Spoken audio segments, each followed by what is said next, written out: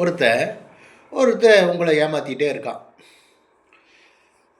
அதாவது துணைனாலும் இரத்த பந்தம் உள்ளவன் உங்களை ஏமாற்றிட்டே இருக்கான். எத்தனை வருஷமாக ஏமாற்றிட்டு இருக்கிறான்?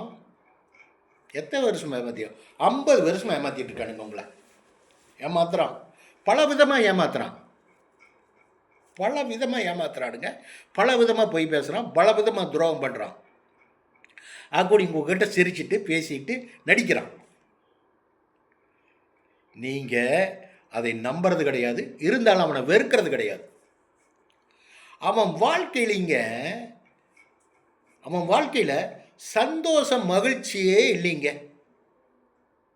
மகிழ்ச்சியே கிடையாது. அவன் வாழ்க்கையில் மகிழ்ச்சியே இல்லை, சந்தோஷம் இல்லாமையே 50 வருஷம் வாழ்ந்துருக்கான் பாருங்களேன். என்ன அந்த 50 வருஷமா சரியான மகிழ்ச்சி இல்லாமல் அவனுக்கு உபயோகமாகாத சாப்பிட்டே உண்டு மகளவே இல்லைங்க.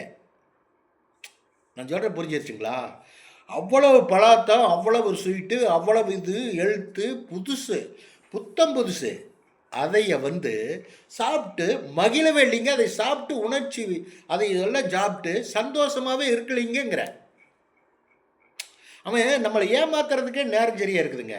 நம்மளை ஏமாத்துறது, பிடிக்கிறது, அரக்கு பறக்க ஓடுறது, ஏமாத்துறது, துரோகம் பண்ணுறது, இதுலேயே அவன் காலங்கள் கழிச்சு போச்சுங்க.